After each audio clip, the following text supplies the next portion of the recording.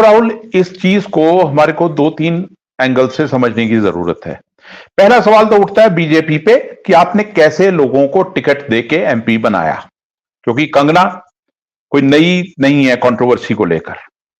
उनकी कंट्रोवर्सीज आप 2014 में आजादी मिली, सुभाष चंद्र बोस पहले प्रधानमंत्री थे, अब वो ये अंत नहीं है उनकी। मतलब अब बहुत बड़ा क्वेश्चन मार्क है उनके विवेक पर इन सब बयानों को लेकर। अब उसके बाद अगर आप उन्हें अपनी पार्टी से सांसद बनाते हैं तो फिर आप समझ सकते हैं कि किसको आपने सांसद बनाया है, वो उसकी जिम्मेदारी आपकी बनती है।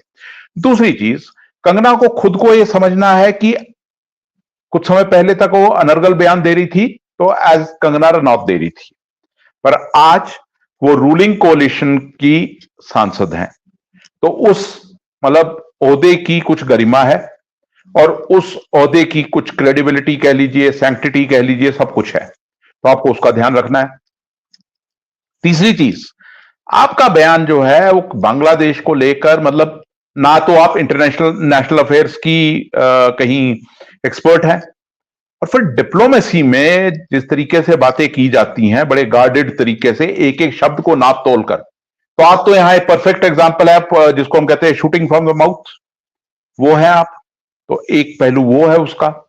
चौथा पहलू, आपने कहा कि हरियाणा चुनाव, जाहिर तौर पर हरियाणा चुनाव और आने वाले कई चुनावों में यह मुद्दा उठता रहेगा, ये जाहिर सी बात है।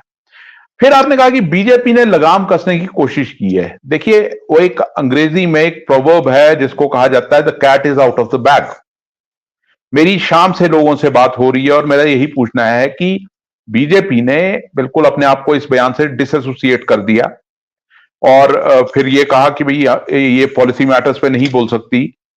पर लोगों का ये मानना है कि भाई पहला सवाल जो अब स्केप्टिसिज्म है ना, बीजेपी का एक ट्रस्ट डेफिसिट तो दिख ही रहा है चारों तरफ।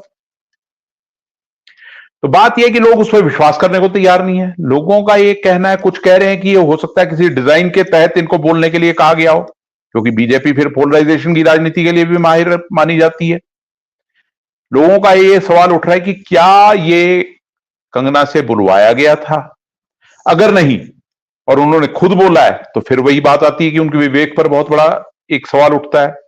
और लोग तो यहां तक है कि भाई कंगना को, क्योंकि उनकी एक फिल्म आ रही है, तो उनका ये भी मानना है कईयों का कि भाई फिल्म आ रही है तो कुछ कंट्रोवर्सी क्रिएट करना और उससे पहले थोड़ा लाइमलाइट में आना, वो भी एक जाहिर सी बात है। पर इस सब के बीच में हुआ क्या है? हुआ ये है कि उन्होंने अपनी ही पार्टी को, अपने ही नेताओं को, जिसमें प्रधानमंत्री नरेंद्र मोदी भी हैं, उनको कटघरे में ला खड़ा किया। देखिए, आप अल्टीमेटली एक पूरी दुनिया के लिए एक लाफिंग स्टॉक बन रहे हैं। किसान आंदोलन से आप सहमत थे नहीं थे, या तो आप इश्यूज पे उस पर बात करिए, इश्यूज जो जो भी आपका लॉजिक है उस पर अगर आप डिबेट करने की भी क्षमता रखते हैं कि भाई वो कानून सही थे गलत थे, वो चीज अलग है। पर किसानों को तो पहले दिन से जिस तरह आपने, मतलब जो पूरा राइट विंग इकोसिस्टम है उसने एंटी नेशनल, अर्बन नक्सल, टूल किट, ना जाने क्या क्या कहा। मतलब जिस तरह किसानों की जो महिलाएं थी वहां पर प्रोटेस्ट कर रही, उनके बारे में अनर्गल बातें की थी, वैसे भी की थी उन्होंने, और उसका मतलब उसका रिजल्ट भी उन्हें मिल गया था। जिस तरीके से वो मतलब उनको एयरपोर्ट पे एक, मतलब उनके खिलाफ हिंसा हुई, एक हिंसात्मक कार्रवाई थी वो कांस्टेबल की, पर वो उसी का वही चीजें थी ना जो रिफ्लेक्ट कर रही है। देखिए, नफरत की राजनीति आपको कहीं नहीं ले जाती, ये एक सर्कल है जिसको हम कहते हैं ना, वायलेंस बिगेट्स वायलेंस, और आप फिर बाज नहीं आ रही, आप फिर वैसी ही बातें कर रही हैं। और इसके बीच में राहुल, मैं एक चीज आपको बताना चाहूंगा जो मतलब कि बहुत कम लोगों को मालूम है अभी तक, कि पंजाब में इनकी फिल्म को लेकर काफी कंट्रोवर्सी चल रही है ऑलरेडी। ये इमरजेंसी फिल्म को लेकर यहां तक कि शिरोमणि गुरुद्वारा प्रबंधक कमेटी के जो अध्यक्ष हैं उन्होंने भी इस फिल्म को बैन करने तक की मांग उठाई है, और कुछ बीजेपी के नेता ने शायद इंफॉर्मेशन ब्रॉडकास्टिंग मिनिस्टर को एक चिट्ठी भी लिखी है इस बारे में। ये एक चीज है। और क्योंकि सिख समुदाय का ये कहना है कि पूरे समुदाय को उस फिल्म में बड़े नेगेटिव तरीके से और बड़े मतलब मिसरिप्रेजेंट किया गया है। अच्छा, ये तो देखिए मतलब एसडीपीसी के लेवल की बात है, पर हम सब जानते हैं कि हम लोग जी रहे हैं इस समय सोशल मीडिया के दौर में, ठीक है ना? तो सोशल मीडिया पे आप जाइए तो जो ऑब्वियस है, सिखों में भी कुछ रेडिकल एलिमेंट जो है वो इस फिल्म के बारे में बहुत ही तीखी टिप्पणियां, गाने और मतलब यहां तक कि कंगना रनौत के बॉयकॉट तक की बात चली हुई है वहां पर। तो देखिए, ये जो पोलराइजेशन की राजनीति है कहीं लेके नहीं जाती, वही है कि भाई उतनी ही मतलब एक सर्कल है वो वैसे चलता रहता है। तो जिस तरह आपने कहा कि अब आप एमपी हैं, मंडी से एमपी हैं, तो आपको एक एक शब्द नाप तोल कर बोलना चाहिए। आप मतलब कोई वैसे नहीं है कि आप कहीं भी जाके कुछ भी बोलेंगी। और ये चीज जो है, जिस तरह तीखी प्रतिक्रिया किसानों की तरफ से आई है, संयुक्त किसान मोर्चा वहां से आई है, ऑल इंडिया किसान सभा वहां से आई है, और मतलब यहां बात यहां तक पहुंची है कि अब किसान मांग कर रहे हैं कि ना सिर्फ कंगना रनौत को बल्कि नरेंद्र मोदी को भी माफी मांगनी चाहिए इस देश के किसानों से। तो ये मतलब देखिए आप कितनी, एक पार्टी के लिए कितनी शर्म की बात है। पहले आप अपने ही नेता के बयान को आप मतलब एक तरह से डिसएसोसिएट करते, आप अपना हाथ पल्ला झाड़ देते हैं उससे, और फिर उसके बाद अगर दूसरा पक्ष यहां तक बात मान बोले कि प्रधानमंत्री तक को इस चीज के लिए माफी मांगनी चाहिए, तो कितने सीरियस इशू है ये। इस चीज की सीरियसनेस को समझना चाहिए। तो एक चीज को तो हमको समझना होगा कि पिछले 10 साल में क्या हुआ है। हुआ ये है कि ये जो मैं इनको ये कहता हूं कि नफरत के कीटाणु जो कि एक डिब्बे में बंद पड़े थे, उनको खोल दिया गया, उनको एक फ्री रन मिल गया पिछले 10 साल में।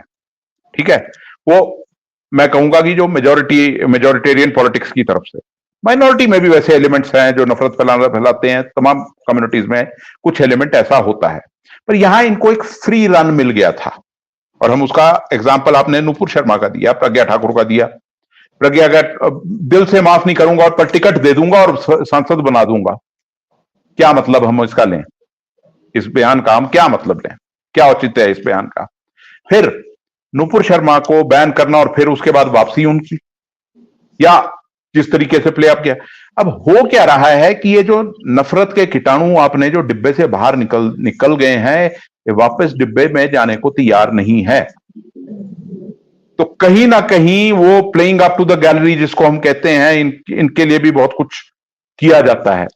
हाल का एग्जांपल जिसको लोग इंटरप्रेट कर रहे हैं, वो वक्फ का जो बिल आया है, वक्फ अमेंडमेंट बिल जो है, वो उसको भी इसी श्रेणी में देखा जा रहा है। कहीं ना कहीं आपको वो हिंदू मुस्लिम नैरेटिव जिंदा रखना है।